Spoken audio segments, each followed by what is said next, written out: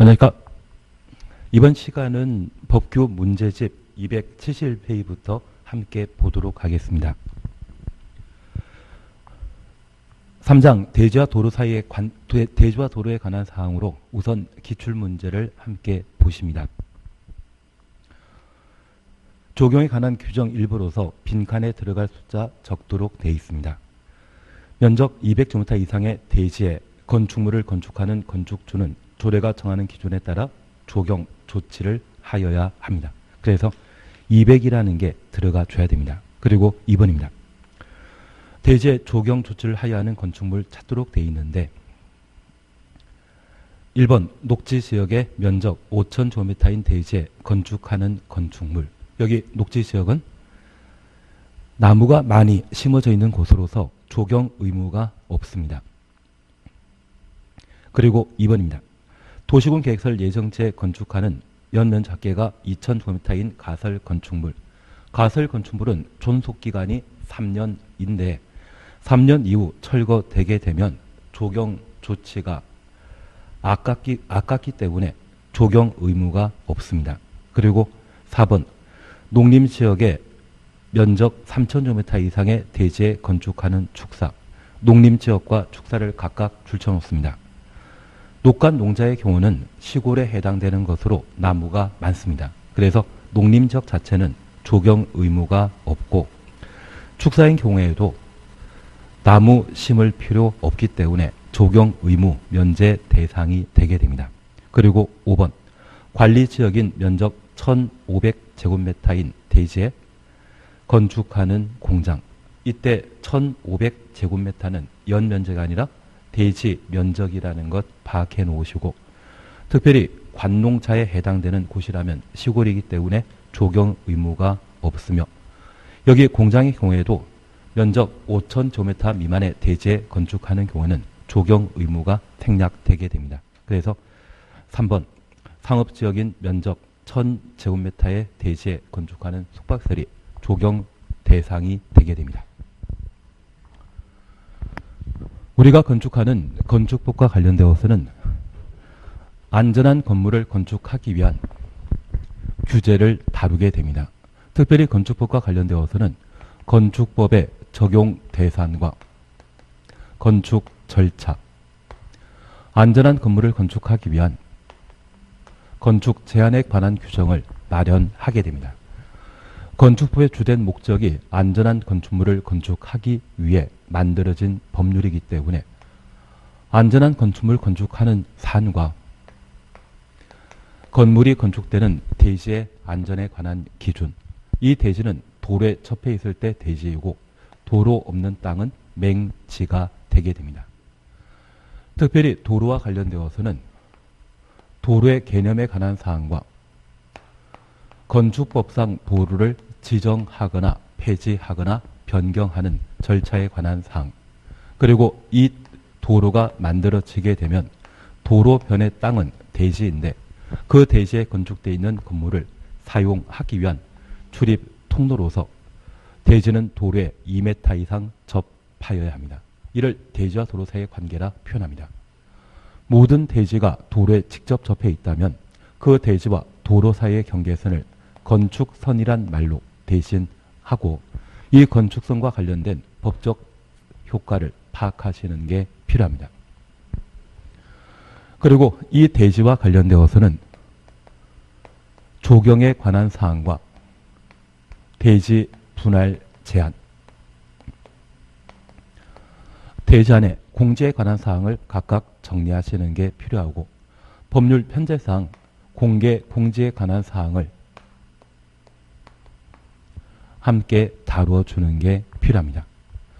그리고 건축물과 관련되어서는 건축물을 구성하는 구조 설비와 관련된 각종 제한에 관한 사항과 건축물 높이 제한에 관한 문제와 건축물에 적용되는 각종 규제를 풀어주는 완화에 관한 사항을 각각 정리할 필요가 있습니다. 그 중에 조경과 관련되어서는 우리 기출문제 1번 풀면서 면적 200제곱미터 이상의 대지에 건축물을 건축하게 되면 조경 조치를 하여야 하고 이 조경 대상 중에 특별한 요건을 갖추게 되면 조경 의무를 면제하게 됩니다. 여기 조경은 나무 심는 곳으로서 우리가 생활하는 공간은 도시 지역입니다. 최근 정부의 통계에 따르게 되면 전 국토의 18% 정도 되는 도시 지역에 인구 82%가 집중적으로 거주하고 있답니다. 그러면 이 도시 지역의 반대말은 시골로서 관리지역, 농림지역, 자연환경보전 지역이고 서울 같은 경우는 남산 일대가 녹지 지역입니다. 그러한 남산이나 시골 동네 방문하게 되면 나무 많지 않습니까? 그래서 녹지지역, 관리지역, 농림지역, 자연환경보전지역은 이미 많은 나무가 존재하기 때문에 조경 의무 대상에서 제외시키게 됩니다. 특별히 이 관농자 중에 미래 신도시가 만들어지게 되는 지구 단위 계획 구역의 경우에는 조경 의무가 발생하게 됩니다. 지구 단위 계획 구역은 우리가 알고 있는 3기 신도시에 해당되는 남양주 왕숙지구나 과천지구 등이 여기에 해당되는 것으로서 지금은 관농자이지만 도시개발 사업이 이루어지게 되면 신도시가 만들어지는 장소이기 때문에 이러한 곳은 조경 대상이 되게 됩니다. 그리고 두 번째 우리 봐주실 것이 공장 그리고 물류시설에 관한 사항을 정리해 주시는 게 필요합니다. 여기 공장의 경우에는 면적 5,000제곱미터 미만의 대지의 공장을 건축하는 때는 조경 의무가 생략되고 작은 공장인 연면적 1,500제곱미터 미만 공장의 경우에도 조경 의무를 면제하게 됩니다. 여기 물류시설과 관련되어서는 연면적 1,500제곱미터 미만일 때는 조경 의무가 면제 생략되는데 이러한 물류시설이 만들어지는 장소가 주거지역과 상업지역의 경우에는 면제 대상에서 제외합니다. 여기 조경은 남에게 보여주기 위한 것으로서 많은 사람들이 거주하고 있는 주거지역, 상업지역의 물류시설은 그 규모가 1,500 미만이라 할지라도 조경 대상이 된다는 것을 파악해 놓습니다. 18회 시험대와 22회 시험대 각각 출제된 걸 보면 한 3년에 한 번 정도는 조경에 관한 사항이 반복되어 출제되기 때문에 이 정도를 한번 봐주셔야 됩니다. 3번입니다. 공개 공지에 설치하여는 건축물에 해당하지 않는 것 찾도록 되어 있습니다. 여기 공개 공지는 건축물에 딸려있는 부속 공원을 말하게 됩니다. 그래서 이 공개 공지 확보 대상과 관련되어 용도 지역에 관한 사항과 그리고 대상 건축물을 각각 구분하시는 게 필요한데 1번 일반 공업지역에 있는 종합병원 일반 공업지역은 공해 공장이 입지한 곳으로서 공개 공지 설치할 대상이 아닙니다. 그래서 답을 1번으로 해놓습니다. 4번과 관련되어서는 대지 분할 제한에 관한 기준이 되게 됩니다. 여기 대지 분할 제한과 관련되어서는 주거지역은 60, 상업지역 공업지역은 150, 녹지지역은 200제곱미터이고 주상 공록에 해당되지 않는 도시지역이라면 60제곱미터에 못 미치는 분할할 수 없습니다. 그래서 1번에 제2종 전용 주거지역을 각각 확인하시는 게 필요합니다. 그러면 다시 우리가 잠깐 살펴보실 것은 최근 공개 공지와 관련된 내용이 일부 개정되었습니다.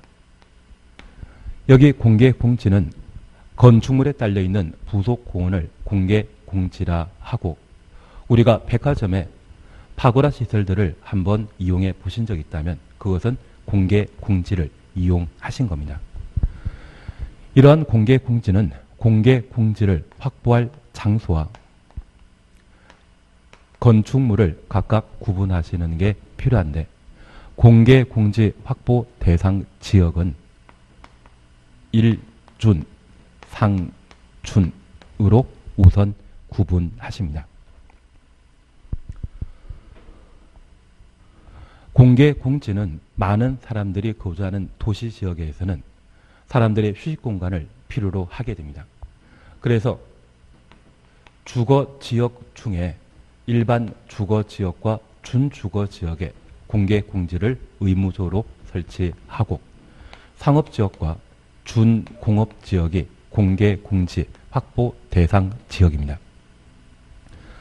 특별히 주거 지역에는 전용 주거 지역이라는 곳이 있는데 서울에 전직 대통령 2분 거주하는 연희동이 가장 대표적인 전용 주거 지역입니다. 밤 7시 이후에는 동네 지나다니는 사람 거의 없거든요. 그러한 곳에는 공개 공지 설치할 필요 없다라는 것 파악하시고 상업지역은 많은 사람들이 다니는 곳으로서 공개 공지를 의무적으로 설치할 필요가 있습니다. 그리고 공업지역에는 전용 공업지역과 일반 공업지역, 준공업지역이 있는데 전용 공업지역과 일반 공업지역은 공개 공지 확보할 필요가 없습니다. 공예 공장이 만들어져 있다고 하면 공원 만들어봤자 이용할 사람 없겠죠. 그리고 대상 건축물은 공개 공지 자체가 부담되는 규제이기 때문에 규모 큰 건축물인 때 공개 공지를 설치하도록 되어 있습니다. 그래서 바닥 면적합 5,000제곱미터 이상의 6가지 용도의 건축물이 공개 공지 확보 대상 지역입니다. 그러한 6가지 건축물과 관련되어서는 앞글자를 조합해서 종교시설, 업무시설, 운수시설, 판매시설, 문화집회시설, 숙박시설 6가지 용도가 공개 공지 확보 대상 지역인데 우리 안문숙이라고 하는 탤런트 들어본 적 있다면 그분과 이름 같은 판문숙이라는 것을 정리할 수 있고 이분이 회사의 직책이 종업원으로 기억해 놓으시면서 종업운 판문숙을 정리하게 되면 공개 공지 설치 대상 건축물이 되게 됩니다.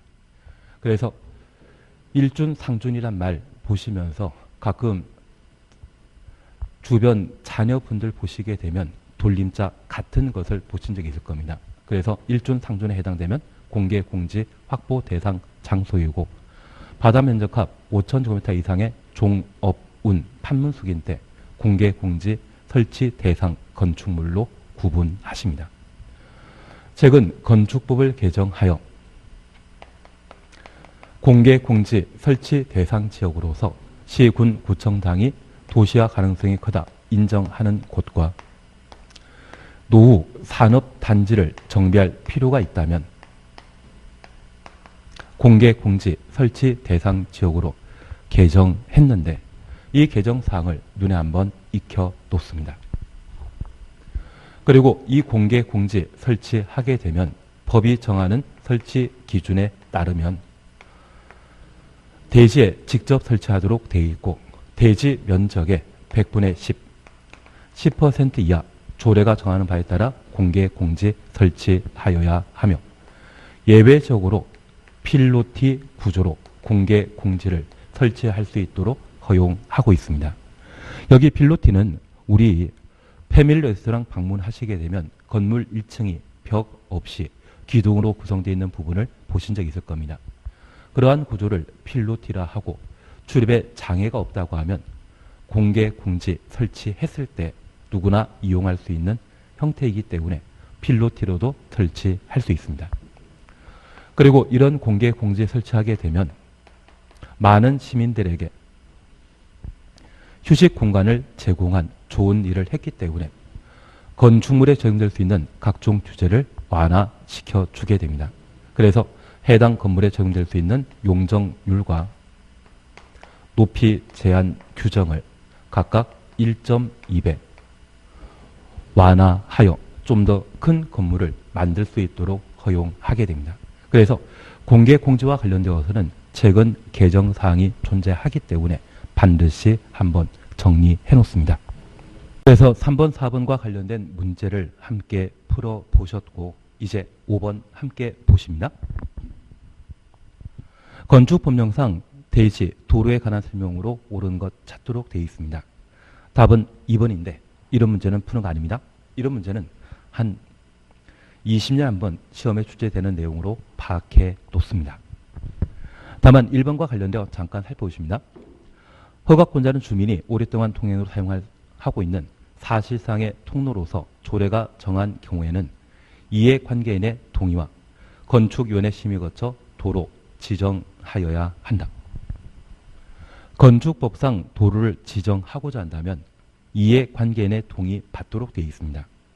다만 그때 이해관계인은 도로 용지의 소유자를 의미하게 됩니다. 특별히 그 소유자가 이해관계인이 외국에 이민 가 있거나 주민이 오랫동안 통행으로 사용하고 있는 경우에는 건축위원회 심의만으로 도로를 지정할 수 있습니다. 그래서 도로 지정지에 이해관계인의 동의와 건축위원회 심의를 동시에 필요라는 것은 없다라는 것을 파악만 해놓습니다. 2번과 관련되어서는 가각 전제에 관한 사항으로 얘는 아예 안 하는 게 마음 편합니다. 얘는 건축사 시험에 출제할 수 있는 내용이기 때문에 버리고 지나가시는 게 필요합니다. 그리고 3번, 5번은 건축선과 관련된 제도인데 도로면으로부터 높이 4.5m 이하의 출입구 등은 열고 닫을 때 건축선의 수직면을 넘는 구조로 할 수 있다. 건축선의 수직면을 넘게 되면 도로 교통에 방해되게 됩니다. 그래서 도로면으로부터 높이 4.5m 이하의 출입문 등은 열고 닫을 때 건축선을 침범하지 못하는 구조로 만들도록 되어 있습니다. 4번 그냥 건너뛰시고 5번입니다. 건축물과 담장, 지표 아래 창고시설, 지표 아래 줄쳐 놓습니다. 건축선의 수직면을 넘어서는 아니 된다. 건축물 등은 건축선의 수직면을 침범하여 건축할 수 없습니다. 이는 원활한 도로 교통을 도모하는 취지에서 건축선에 관한 제도를 마련했기 때문입니다.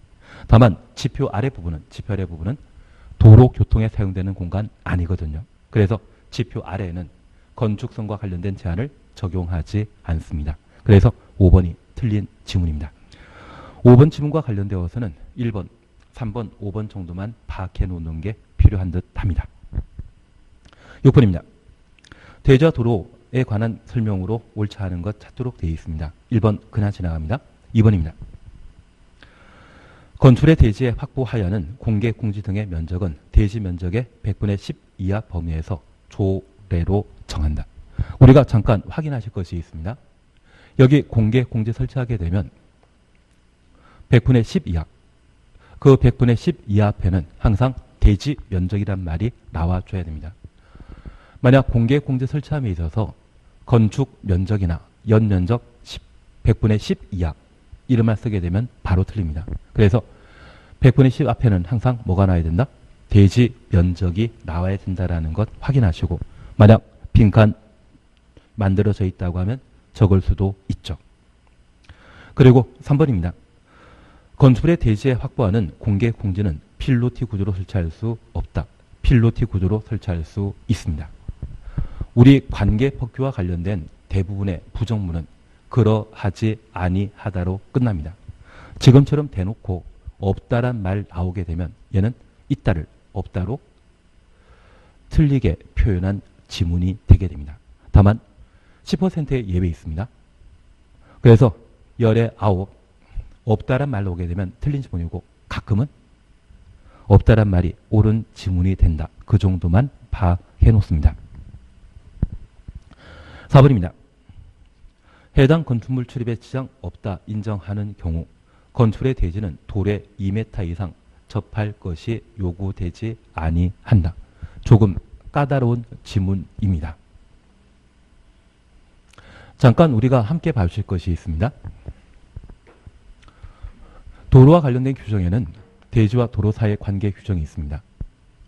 현재 도로는 2대 차량이 교차 통과할 수 있도록 폭 4m 이상의 도로를 원칙적인 건축법상의 도로로 삼고 있는데 도로를 이용하는 자동차 전폭은 보통 1.8m입니다.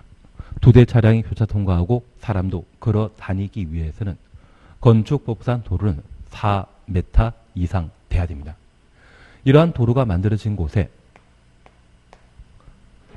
대지의 건물을 건축하게 되면 이 건물 사용하기 위해 도로를 이용하는 차량과 사람이 대지에 드나들어야 되거든요.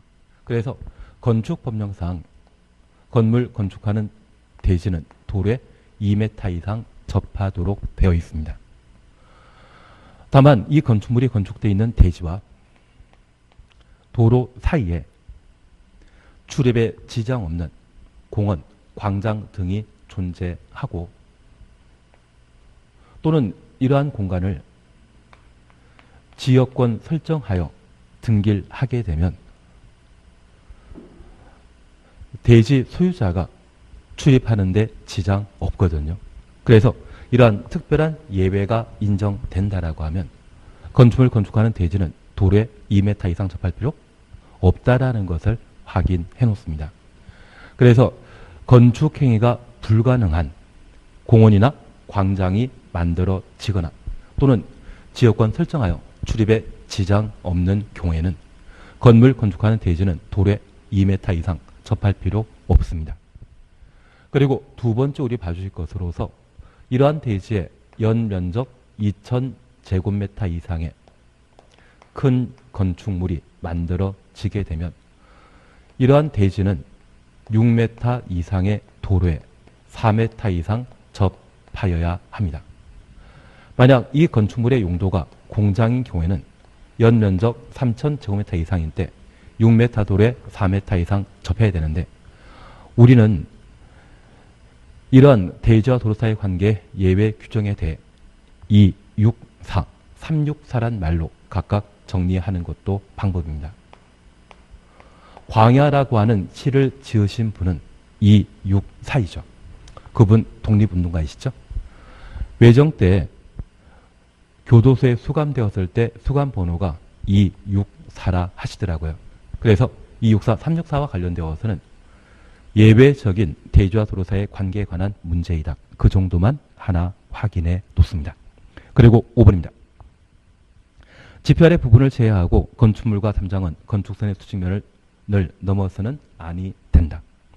지표 아래 부분은 건축선과 관련된 규제가 적용되지 않는다. 함께 보셨습니다. 그 정도면 충분하지 않나 싶습니다. 7번 대지의 높이 4m, 연면 작계가 90제곱미터인 건축물을 신축하려 한다. 건축법상 건축규제에 위반되는 것 찾도록 되어 있습니다. 1. 갑은 건축 위에 건축 신고하였다. 연면적 100제곱미터 이하의 건축물 건축 시에는 신고하고 건축할 수 있습니다. 연면적 합계가 90제곱미터이기 때문에 건축 신고 대상입니다. 2번 갑의 대지는 인접한 도로면보다 낮으나 대지의 배수에 지장 없고 건물의 용도상 방습 필요가 없다. 이에 관해서는 크게 신경 쓰지 않습니다. 다만 얘는 좀 지역적인 부분에 해당되는 것으로서 대지와 도로, 위치에 관한 사항입니다. 모든 대지는 도로에 접해 있는 땅을 대지라 하는데 이 대지가 도로면보다 낮게 형성되게 되면 올해 참 비 많이 오지 않았습니까? 물은 높은 곳에서 낮은 곳으로 흐르도록 되어 있는데 대지의 위치가 도로면보다 낮게 형성되게 되면 이곳에 도로에 떨어지는 빗물이 다 고여버립니다. 이런 물이 고이게 되면 대지의 지반을 침하시켜 대지 자체가 지반이 불안정하게 됩니다. 안전한 건축물 건축할 수 없거든요. 그래서 건축물 건축하는 대지는 인접한 도로면보다 낮아서는 안 됩니다. 다만 이러한 곳에 수영장, 풀장을 만들게 되면 우리 워터파크 같은 곳에 풀장의 물은 깨끗한 물이다. 다양한 화학약품 처리해 놓은 곳이다. 화학약품 처리해 놨죠. 그러면 그런 풀장의 물보다는 빗물 한 방울이 더 괜찮지 않겠습니까? 그래서 이처럼 배수에 지장 없거나 건물의 용도상 방습 필요 없는 경우라고 하면 인접한 도로면보다 낮아도 상관없습니다. 그래서 기본적으로 대지는 도로면보다 낮아서는 안 됩니다. 도로면보다 낮게 대지가 형성되었을 때는 배수에 지정하거나 방습의 조치가 필요 없는 경우에는 이웃한 도로면보다 낮게 형성될 수 있습니다. 그리고 3번. 갑은 공개 공지를 확보하지 않았다. 옳은 지문입니다. 공개 공지는 일준, 상준이라는 용도 지역에 바다 면적합 5,000제곱미터 이상의 종, 업, 운, 판문속이죠. 종교시설, 업무시설, 운수시설, 판매시설, 문화, 집회시설, 숙박시설. 그런데 지금 연면적계가 1,000제곱미터인 건축물이라고 하면 공개 공지 설치할 필요 없을 겁니다. 그리고 4번입니다. 갑의 대지는 보행과 자동차 통행이 동시에 가능한 도로에 3m 접하고 있다. 건물 건축한 대지는 도로에 2m 이상 접하도록 되어 있는데 3m 접해 있다면 저 기준보다 높게 많이 접해 있습니다. 이러한 것들은 건축법령에 적합한 것이죠. 5번입니다. 갑의 건축물은 창문을 열었을 때 건축선의 수직면을 넘어서는 구조로 되어 있다. 도로면으로부터 높이 4.5m 이하의 출입문 등은 열고 닫을 때 건축선의 수직면을 침범해서는 안 되었습니다. 그래서 건축물 높이가 4m 밖에 안 되는데 창문을 열었을 때 건축선을 침범하는 형태라고 하면 이것은 건축법령 위반이 되게 됩니다. 그래서 답을 5번으로 해놓습니다. 그러면 대지와 도로 사이의 관계, 건물 건축하는 대지는 도로에 2m 이상 접해야 된다. 예외 사항에 대해서는 가끔 시험에 나오기 때문에 크게 신경 쓰지 않더라도 저 대지와 도로 사이 관계에 대한 특별 규정에 해당되는 264, 364에 대해서는 반드시 살펴놓습니다. 그리고 건축선과 관련되어 저 건축선은 대지와 도로 사이의 경계선을 건축선이라 합니다. 그런데 이런 건축선이 대지에 따로 지정되는 경우가 있습니다. 현재 도로 소요 너비가 4m에 미달되는 경우라면 도로 확장해야 되거든요. 만약 그런 경우라면 건축선을 도로 확장되는 곳까지 따로 지정하는 경우가 발생합니다. 그래서 이 건축선 지정과 관련되어서는 도로가 소요 너비에 못 미칠 때, 못 미친다는 것은 미달을 말합니다. 소요 너비에 못 미치는 도로를 기준으로 양쪽에 대지가 존재한다면 도로 중심선으로부터 소요 너비 2분의 1 물러나는 곳, 후퇴하는 곳을 건축선이라 하고 한쪽은 대지이지만 다른 한쪽이 경사지, 철도 부지 등이 존재한다면 경사지 쪽에 도로 경계선으로부터 소요 너비 후퇴한 곳을 건축선이라 합니다. 그러면 도로의 소요 너비가 4m인데 현재 도로폭이 2m밖에 안 된다면 이 2m 도로를 4m 도로로 확장해야 됩니다. 소요 너비에 못 미친 도로를 기준으로 양쪽에 대지가 존재한다면 공평 부담 원칙에 따라 각각의 대지 소유자는 1m 정도를 도로용지에 내놔야 되는데 저 1m 되는 곳이 미래 도로가 확장되게 되면 대지와 도로 사이의 건축 경계선이 되죠. 그래서 미래에 대지와 도로 사이의 경계선은 바로 건축선이고 지금은 하얀 선이 건축선이지만 미래에 이 빨간 선이 건축선이 되게 되면 그곳을 건축선 지정되었다고 표현하게 됩니다. 그럴 때 공평부담 원칙에 따라 도로 중심선으로부터 소요너비 4m에 2분의 1, 2m 각각 확보하게 되면 폭 4m 도로가 만들어지게 될 겁니다.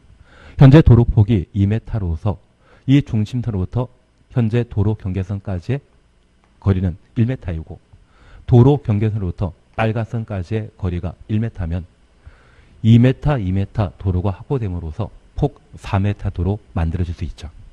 반면에 한쪽이 경사지, 경사지는 절벽을 말합니다. 그 절벽 쪽으로 도로 확장이 곤란하기 때문에 경사지가 있는 부분으로부터 소요 너비 4m입니다. 현재 2m 도로와 도로 경계선으로부터 2m 도로를 도로용지로 확보하게 되면 폭 4m 도로가 되길 겁니다.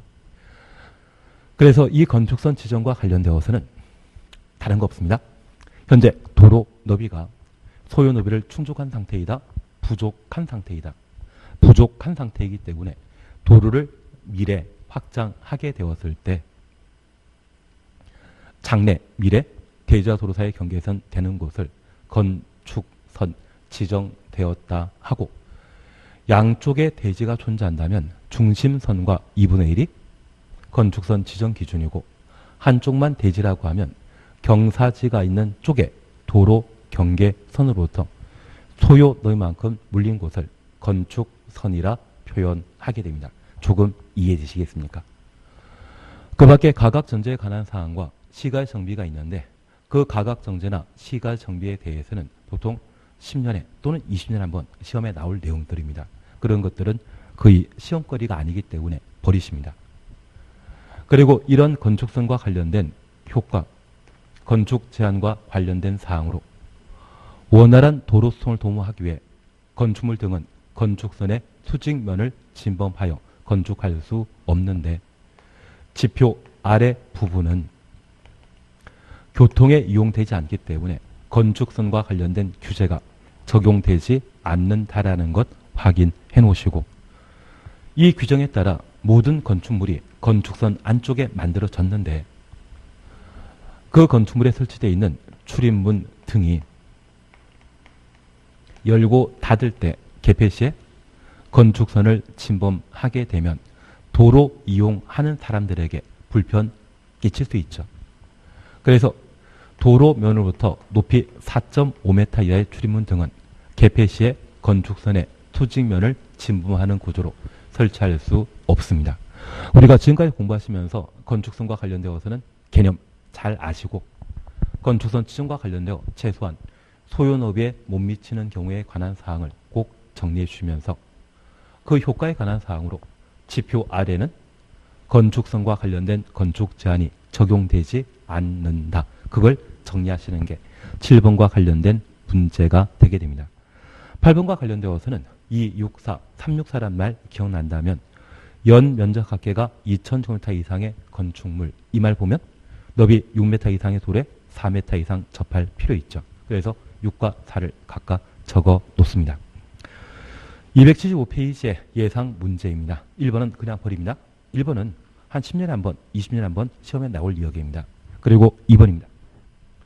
대지 조경에 관한 설명으로 틀린 것 찾도록 되어 있습니다. 1. 건축 면적 200제곱미터인 건축물 건축하는 건축주는 조경 조치하여야 한다. 200 앞에 좀 잘못되어 있지 않습니까? 대지의 면적이 200 이상일, 대지의 면적이 200 이상인 때 조경 의무가 발생하시, 건축 면적 200 이상인 때 조경 의무 발생하는 것 아닙니다. 그래서 1번 틀린 정답이죠. 2번, 3번 묶어놓습니다. 2번과 관련되어서는 공장이란 말을 우리가 함께 볼 수 있는데, 이 공장의 대지 면적이 5,000 미만이거나, 또 하나 기억나는 거 있으시죠?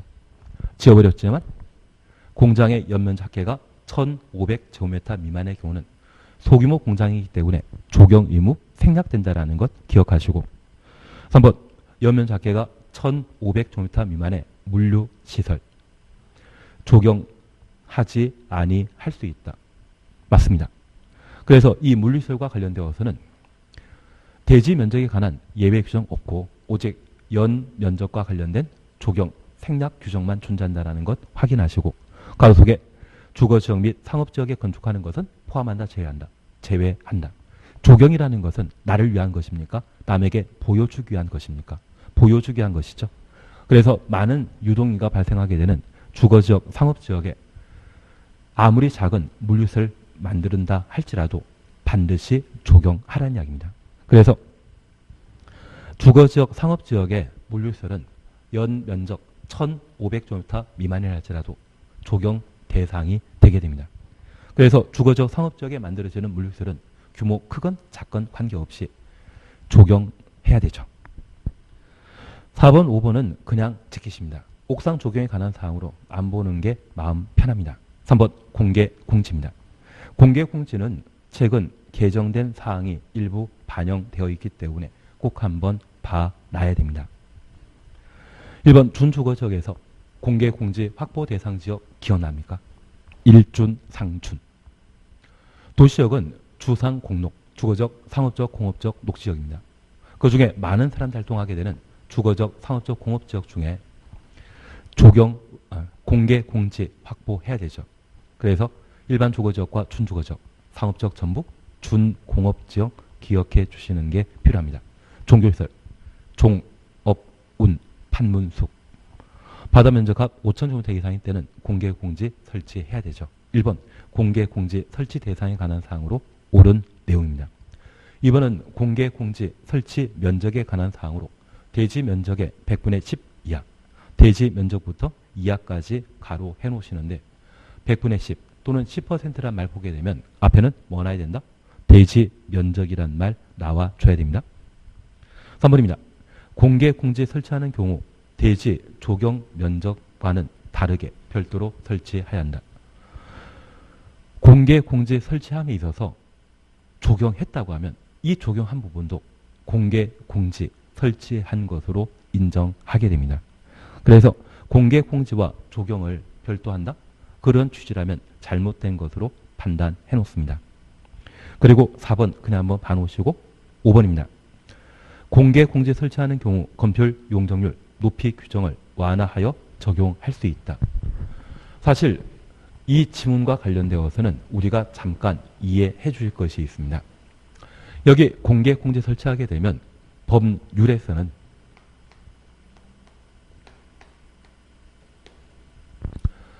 건폐율, 용적률, 높이 제한, 대통령령이 정하는 바에 따라 완화할 수 있다라고 정해 놓고 있습니다. 그리고 대통령령인 시행령에서는 방금 우리 정리하셨던 것처럼 용적률과 높이 제한에 대해서만 1.2배 완화할 수 있다라고 정해 놓고 있습니다. 여기 대통령은 법률의 하위 법에 해당되는 것으로서 법률상 위임받은 것들을 구체적으로 정하는 것이 특징입니다. 위임받은 대통령령에서는 1.2배 완화시켜주는 것은 오직 뭐만? 용적률 높이 제한. 그래서 1.2배란 말 나오게 되면 용적률 높이 제한만 나와줘야지 옳은 지문이 되고 저 1.2배란 말 없이 그냥 완화한다. 이 말 나오게 되면 건폐율도 완화할 수 있는 법률상의 규정을 그대로 표현해 놓은 겁니다. 대신 우리가 정리해 줄 것이 있습니다. 건폐율이란 말 나왔는데 1.2배 완화한다. 이 말 나오면 바로 틀립니다. 건폐율은 실질적으로 완화한다 안 한다? 안 합니다. 용적률과 높이 제한에 대해서만 1.2배 완화하게 됩니다. 그래서 1.2배란 말이 있으면 앞에 용적률, 높이 제한만 나왔을 때 옳은 말이고 저 1.2배란 말 없다고 하면 건폐율, 용적률, 높이 제한 완화할 수 있다. 이 말 나오면 옳은 지문이 되게 됩니다. 충분히 구분하실 수 있죠. 그래서 3번의 5번 지문도 충분히 옳은 지문이라는 것 파악해 놓습니다. 4번 대지안의 공지에 관한 사항인데 이런 거 보면 정신산업입니다. 얘는 20년에 한 번 시험에 나올 수 있는 사안이 됩니다. 그리고 5번은 대지 분할 제한과 관련된 면적 외 요건에 관한 사항을 서술해 놨는데 이런 거 보는 것 아닙니다. 6번입니다. 도로에 관한 설명으로 옳지 않은 것 찾도록 되어 있습니다. 바로 4번 보시는데 막다른 도로가 도시적 아닌 읍면에 있는 경우 3m 이상 돼야 된다. 이런 것도 신경 쓰는 거 아닙니다. 그래서 우리가 잠깐 봐주실 것은 1번만 잠깐 확인해 놓습니다.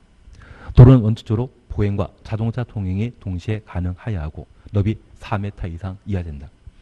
그래서 2대 차량이 교차 통과하고 사람 걸어 다닐 수 있도록 건축법상 도로는 얼마? 폭 4m 이상 돼야 된다는 것만 하나 확인해 놓습니다. 그래서 6번도 그냥 지나가는 게 필요하지 않나 싶습니다. 7번입니다. 대지와 도로 사이 관계에 관한 설명으로 옳지 않은 것 찾도록 되어 있습니다. 바로 5번 함께 보십니다. 연면적계가 2000제곱미터인 공장의 대지는 너비 6m 이상의 도로에 4m 이상 접해야 된다. 나는 264, 364 들어본 적 있다? 공장이란 말 나오게 되면 3000제곱미터 이상인데 너비 6m 이상의 도로에 4m 이상 접하도록 되어 있습니다. 나머지 지문들은 한 10년에 한 번 나올 수 있는 특별한 지문에 해당되는 것으로서 그냥 건너뛰는 게 필요하지 않나 싶습니다. 8번 그냥 지나갑니다. 이런 거 보면 정신사납습니다. 가각 전제에 관한 사항은 건축사 시험에 나올 이야기고 우리 시험에 이게 나왔다고 하면 그에 아주 어려운 문제가 나온 겁니다. 그래서 19회 시험 때 아주 어렵게 출제되었거든요. 그래서 그런 부분들을 고려하고 지금은 그냥 건너뛰십니다. 그리고 9번입니다. 옳지 않은 것 찾도록 되어 있는데 1번 그냥 보십니다. 도로와 접한 부분에 건축물을 건축할 수 있는 선, 얘를 건축선이랍니다.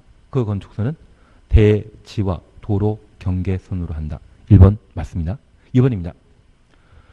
소요너비에 못 미치는 도로, 소요너비에 못 미치는 너비의 도로 가로 해놓습니다. 소요너비 충족했다, 부족하다. 부족한 도로이죠. 이 도로 확장해야 되죠. 대지와 도로 경계선으로부터 소요너비 2분의 1 수평거리 물러난 선을 건축선으로 한다. 우리 소요너비가 미달되는 경우에는